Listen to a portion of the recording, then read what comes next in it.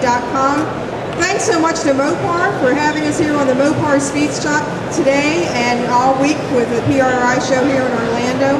We were just talking to the cutest thing in the world, Natalie Fenneroli, who's been racing since she's 4, now 14, 10 years of racing experience under her belt.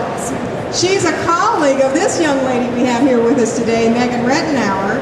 Both met at the Lynn St. James Driver Development Program, and you've really been strutting yourself this year with the 2009 NASCAR Drive for Diversity program. Welcome.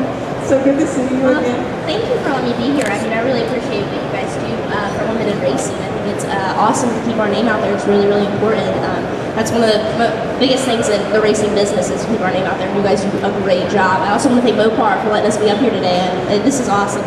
We get to sit in front of a lot of people and share our story, so thank you. So you're very welcome. It's fun. You know, Track Chic, that's true. Track Chic really is the only one that actually brings together and gives voice to the female fans and showcases the women in the industry, because it's all, they always think it's a little girl boys club, but it's not anymore. There's a lot of women behind the wheels like you and behind the scenes as well. So it's a challenge to kind of kick those tires a little bit, but we're making some dents in it.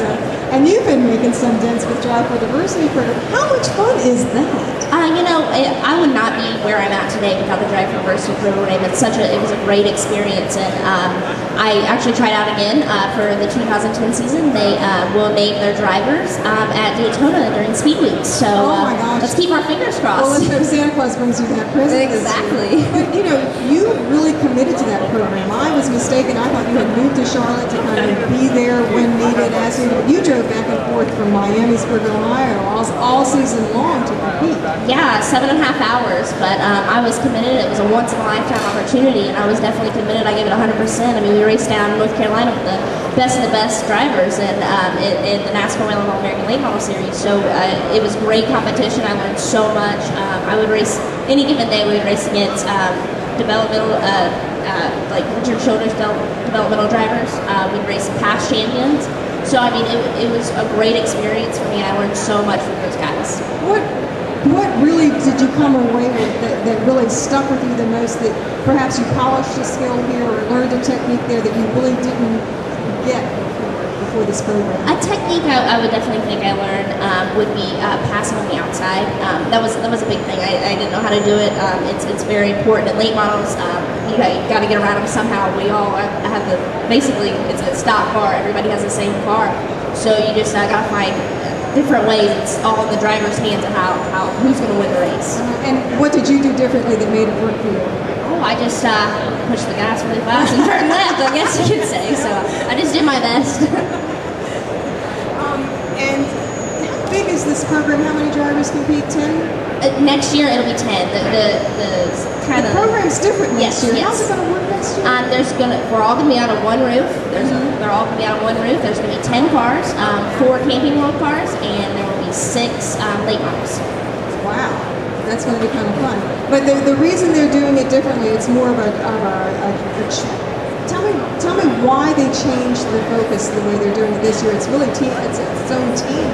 It is, and it's developing crews as drivers, and it gives a lot of you get to go to the shop every day as a driver and work on the car. So, I mean, you're going to learn so much as a driver. It's going to develop you in so many different ways. Well, yeah, because knowing what's going on under the hood, you can help relate that to your crew chief and get the adjustments you need when you come back around. So that's all important. But you work very hard physically to stay in shape. It's not easy to muscle those cars around the track. You've been working out. I've been doing my best. You've been striking your stuff here. What you got going on? And Mondays and Wednesdays I actually do kickboxing. That's great cardio workout. Let's try that. And then Tuesday, Thursdays, and Fridays I lift weights for upper body strength. That's a big thing with muscling those heavy body stock cars around. You have to have upper body strength. So that's what I'm working on. And then how do you stay mentally focused? I do a lot of iRacing. I love it. It's here. You can go check it out. I love it. The diversity program actually gave us one at the combine this year, so I love that, and that's how I kind of keep sharp on my skills, and you can learn all kinds of new different tracks and all kinds of new different cars too. So I think it's really great. Do you ever relax? Do you ever escape this whole world of racing? They call it an off season right now, but I don't believe that. This is like the hardest season. You're looking for sponsorships. That's a big one. Anybody want to sponsor me? Go to MeganReitenour.com, please. But no, it's really, this is one of the most challenging races right now. It's I'd rather be in the car behind the wheel. Yeah, I'm sure. It is hard, but everybody's in the same boat. The sponsorship, it's a challenge, and I think that it's going to lift the cream, to the top. You were telling me the last time that your dad is an excellent cook, and he's been kind of tempting you with these brownies and Thanksgiving meals. Is he going to just nail you for Christmas? Is it going to blow? He was walking around the show. I swear he's gained like 20 pounds. He was walking around the show, and every place that had candy, he would stop and get like a piece. I'm like, are you kidding me? I was like, you're going to pick everybody to go out of candy. Yeah, I love him to death, and he's a great Mr. Mom, I guess you could say. Now, you also do a lot of work with charities, especially multiple sclerosis, and you have a passion for animals. You want to share that with the audience? Yeah, I actually work with multiple sclerosis, MS. I actually have a family friend that has MS, and I see the daily struggles that she goes with it. That it's just horrible, and I don't want anybody to have to go through that. So the faster we find a cure, the better, and I figure like more notoriety, that'll help. And I actually had a friend die of melanoma cancer about 2 years ago, so I do a lot with melanoma research. I think that's really important. And animals, I'm a big animal lover, I guess you could say. So I like to go and help out when I can and give back. I think it's really important to give back. You say you work at the shelters in your off time. Yes, I do. Groom them. I actually just adopted one. So cute. Yeah, I was like, my dad's like, I don't want you to go work there because you're gonna bring every pet home. And I feel so bad. I was like, I have to take you home. That's kind of tough when you're on the road as much as you are. Yeah, my mom takes care of me. Oh, there's always a woman behind it. What is Santa Claus going to bring you for Christmas? Santa Claus? I hope a sponsorship. Oh, I'm for sure. Say tires or something like that. Oh gosh. So, what are your? I know that you're hoping to get this good news from NASCAR for the driver development program, but 2010. What do you hope to achieve 2010? Get some heavy body stock car experience. Seat time is one of the biggest things in racing. You learn so much with seat time. That's the easiest way to learn something is with seat time. So that's what I want. And so as much seat time as I can get, great.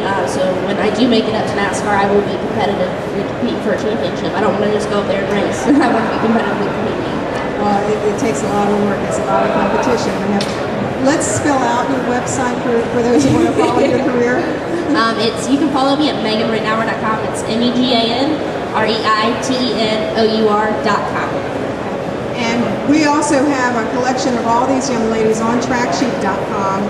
If you send us, you always have press releases hot off the press, but we're trying very hard to get them the media focus that they deserve. And the support of the fans that they deserve. So if you know of a driver who'd like to join Track Chic, that's very cool. It's absolutely free. It's not, it's just a website. And guess what? What? We're the number 177,000 website ranking in the U.S. That's right. That's totally cool, isn't it? Because we're new and we're just the little guys picking tires. So it's great, you guys. Honestly, it's phenomenal what you guys are doing for females in racing. So we'll be back in a few minutes. Thanks again for joining us. Thank you for coming all the way from Miami. A little bit cooler here, warmer here for you. For sure. Stage. Did you see this car, this Viper? Can we take it home? Let's go take it for a ride. But it's a new series they announced yesterday. That is so cool nice. for you. But anyway, we'll be back in a few minutes. Thanks again for joining us. And you can always catch this and download it from GoRacingTV.com or RaceFanRadio.com. Megan's been a guest on our Track Chic live show on RaceFan Radio, so go check out the whole story. Thanks again. We'll be back in a few minutes.